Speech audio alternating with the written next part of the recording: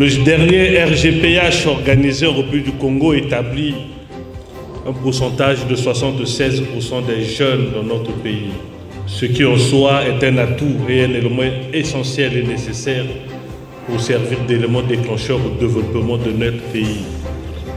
La jeunesse est la patte avec laquelle les grandes nations ont pris appui pour se développer. Cependant, il est à noter que plus de 50% de la jeunesse congolaise est sans emploi. De ce fait, victime de l'exclusion sociale, économique et politique. D'après les études, plus de 68% des jeunes Congolais souhaitent travailler dans la fonction publique. 17% seulement sont enclins à se lancer dans l'entrepreneuriat. Et 37% des jeunes ne sont ni en éducation, ni en emploi, moins encore en formation. De nombreux phénomènes comme le décrochage scolaire atteignent des proportions inquiétantes avec pour conséquence l'apparition des phénomènes de délinquance juvénile, de la prostitution juvénile et un abaissement du niveau général. Face à ce tableau, l'initiative du président de la République de consacrer à la jeunesse de notre pays une attention particulière à travers des initiatives comme l'année consacrée à la jeunesse doit être une préoccupation de tout le pays. Un engagement ferme et un élément de mobilisation de tout un peuple. Madame la directrice générale, permettez-moi de rendre un hommage à travers votre présence à toutes les personnes qui consacrent du temps et de l'énergie à lancer des initiatives en faveur de jeunes, surtout ceux qui, comme vous, encadrent, forment, orientent nos enfants, nos cadets, dans la voie de l'insertion. La cérémonie de signature de ce protocole d'accord de ce matin répond à cet objectif. Il s'agit pour nous de tendre la main à une jeunesse soucieuse de se démarquer. Il s'agit pour nous de tendre la main à cette jeunesse soucieuse de se démarquer. Il s'agit pour nous de tendre la main à ceux qui veulent s'en sortir. Il s'agit pour nous de tendre la main à ces jeunes qui se réveillent chaque matin et qui se disent comment je fais pour réussir.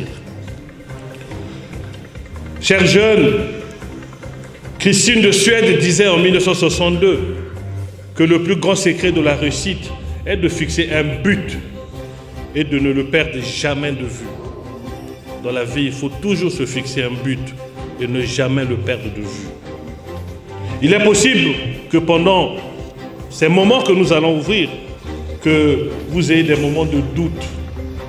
Il est même probable que vous soyez envahi par l'envie de tout abandonner. Mais dans ces moments d'incertitude, je voudrais que vous vous souveniez de cette phrase d'un sage qui disait que nous sommes dans un monde où rien n'est donné. Absolument rien n'est donné.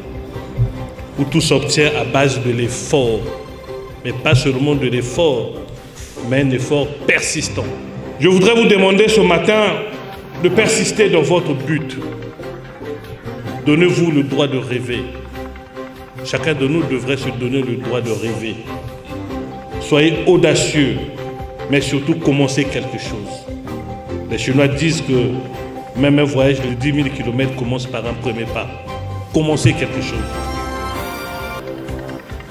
Prenez le risque de vous tromper. Ceux qui ne se trompent pas sont ceux qui ne font rien. Une fois que vous avez commencé quelque chose, mais prenez le risque de vous tromper. Mais surtout, n'abandonnez jamais. Je ne cesse de le dire, ce pays est un pays d'opportunités, avec une position géographique, stratégique.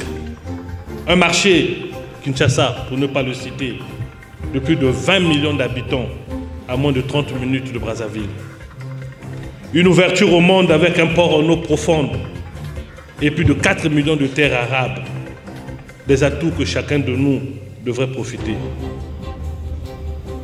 Le lancement du corridor 13 dans la perspective de la ZLECAf nous donne des perspectives alléchantes pour ceux d'entre nous qui auraient compris la nécessité de produire.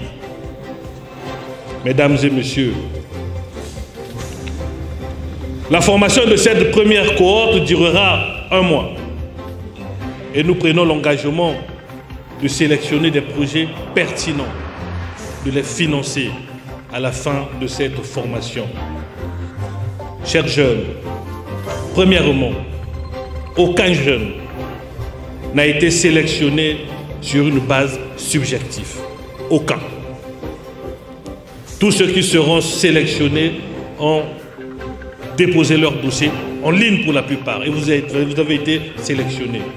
Ce n'est pas parce que vous êtes l'enfant de quelqu'un, ce n'est pas parce que vous êtes le neveu de quelqu'un, ce n'est pas parce que vous connaissez une personne. Vous avez été sélectionné sur une base qui a été objective.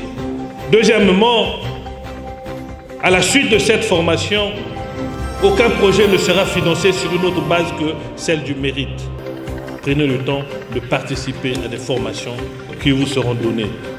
Et à la fin de cette formation, les meilleurs projets seront financés. Mais ça ne sera que sur la base du mérite. Troisièmement, à l'issue de cette formation, un prix de distinction sera lancé. Il récompensera ceux qui auront fait preuve de créativité, d'assiduité et d'innovation.